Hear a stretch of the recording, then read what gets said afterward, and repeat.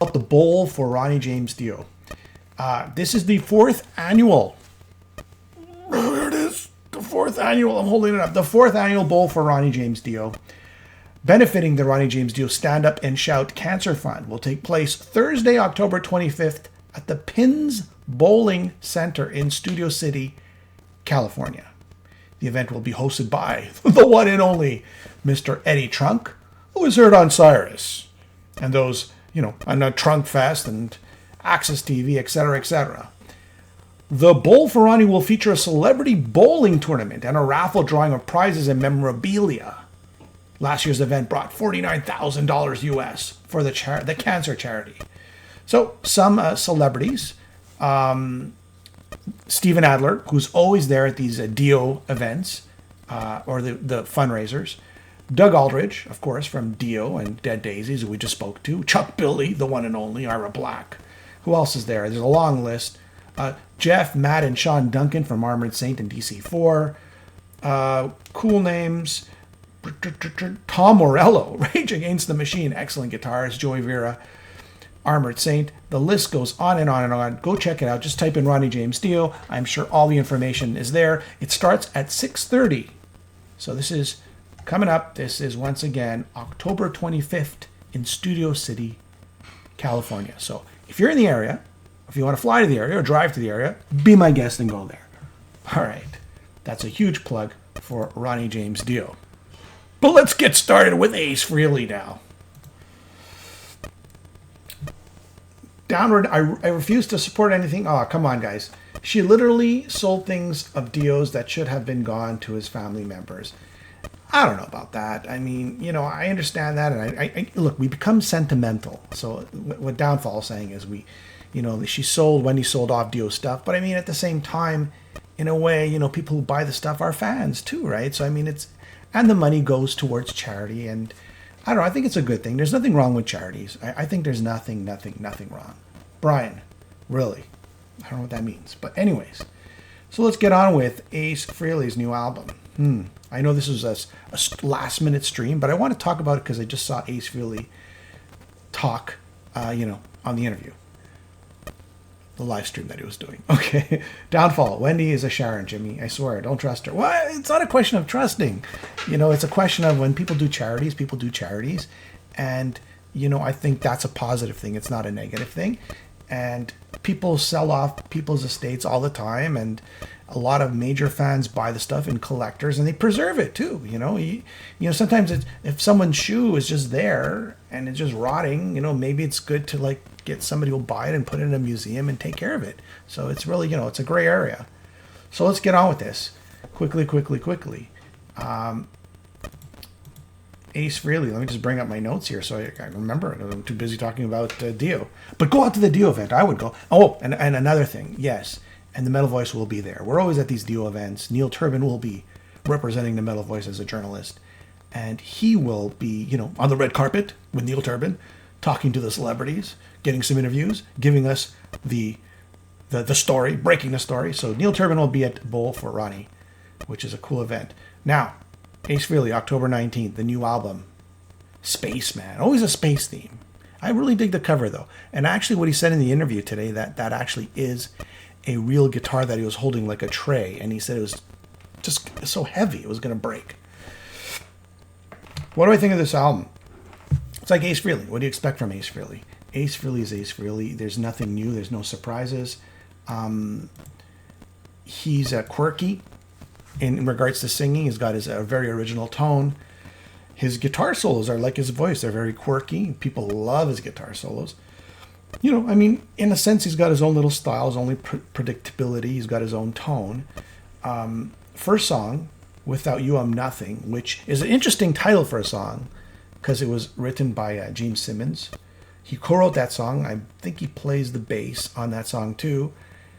Without You I'm Nothing. It's like, what is that, Gene telling Ace that? Or is Ace telling Gene that? Which is pretty interesting. I thought it was a very cool, catchy, melodic song. Definitely something like a very good, fun opener, Rockin' with the Boys, that was the song that was just released. I think it's excellent. Perfect choice for a video, perfect choice for a single. Love the song. Ace, Kiss, very Kiss-like Ace. Like if there was a Kiss album Rockin' with the Boys would probably be on it. It'd be one of the best songs on that album. Very anthem-like, Rockin' with the Boys, very similar to like Beth, but an upbeat version. Your Wish Is My Command, another cool song, cool solo, again written by Gene Simmons, and he plays bass on this. Another great song. And then you have something like Bronx Boy. So if you know Ace or not, Ace is from the Bronx, and he played, he was in a gang, and the Ducky Boys. If you ever saw the movie The Warrior, well, he was a Ducky Boy, and it just talks about his days in the Bronx, the gang days, I guess living in the Bronx. I think this is a great song. It's a great song. It's a nice tribute to his life and his growing up, right?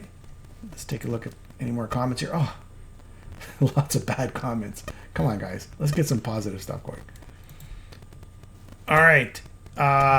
Pursuit of Rock and Roll. Talks about all of Ace's heroes. This is the track number 5. A bit cheesy. And, I never really liked that reminiscent of, talking about heroes and songs. I don't know. For me, it's kind of like, it's not very creative. I don't know. But it's Ace, really. It's okay. It's not bad. It's a mediocre song. But I think the cheesiness of the lyrics, the music itself, it's a little more gritty, lots of solos, very melodic solos, and I don't know. The solos make up for it, the cheesiness of the lyrics. The next song, the 6th song, is I Want to Go Back, which is an Eddie Money cover, which everybody's talking about now. He does a great song. He's a great guy at covering songs. He puts his own little twist, his own little stamp, and it's a little more hard rocking than Eddie Money's version. And you should play them back to back when you get the chance. Mission Tomorrow, sorry.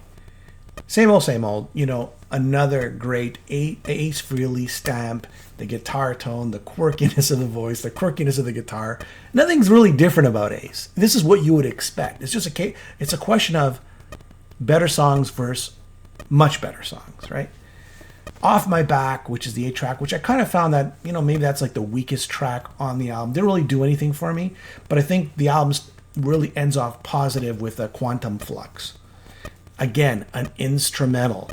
Ace is perfect at this. Is where Ace really thrives. I mean, he could do music for a movie. He just knows how to create atmosphere. It's not about shredding. It's not about playing, double bass. It's not about, insane keyboard solos. It's just about creating a mood, and that's what he does with Quantum Flux. Love his instrumentals. Now, let's look at the questions here. Oh my God, they're just going back. I feel that I wish I could come out. Okay, so let's get back to Ace. I want to get off point here. Ace's new album, Spaceman. So he had Ace Frehley, Frehley's Comet, Second Sighting, Trouble Walking, Anomaly, Space Invaders, Origins, and Spaceman today. Where would I place that? I would say Ace Frehley, his original solo album, is probably like the top album. Without question, there's just something magical about when he wrote that album, and it just very organic, melodic. The biggest album of Kiss, at least in my opinion, from the 4 solo albums. It's not as good as that, but it's like right under that. I did like Space Invaders. I did like Anomaly, Trouble Walking. The 80s ish. Second Sighting, Frehley's Comet. I didn't like the back and forth, like he wasn't singing all the vocals. But I would have to say that if Ace Frehley was the best album, and it still is, the original soul album, then I would say this album is right under it. It's got all the elements you love. Short, quick, catchy songs, cool little solos, Ace's voice. What else can you ask for? So definitely, 8 out of 10, without question. I mean, there's nothing wrong with this. If you don't like Ace's voice, then you won't like this album. It's as simple as that. Because you've never liked it anyways, right? So, but if you love Ace, who is probably, I would say that he's one of the favorite members of all the Kiss fans. Like when all the Kiss fans love Ace because he's like sort of like the fun aspect of it. And I think that's what this album is. It's a fun record. It's fun to listen to. Crank it up, put it on. It's the spirit of Kiss that we've lost. That's what this album has. It's the spirit of Kiss that everybody's kind of saying, oh, we've lost that spirit, that magic. It's got a more of an organic feel than the Kiss albums, the last two or three ones, or whatever, Monster and whatever it was. Frehley's Comet, says Brian. Yeah, I mean, Frehley's Comet was good. I think this is better. I think Frehley's Comet lacked. I I don't know. That's just me. You know, it was good, but it lacked. And I think this one's better. I think you'll enjoy this one a lot better. You know, I think you could also tell that now that he is sober and he is on track and he's just honing all his energy into music, and it's very apparent. All right, guys, that's pretty much it. That's all I got for Spaceman. Ace Frehley, pick it up. Coming out this Friday, October 19th. His last album actually was 2014. It's been a while. This show was brought to you by Rush Moving Pictures. And again, bowl for Ronnie. A must. All right, everybody. Have yourself a nice night.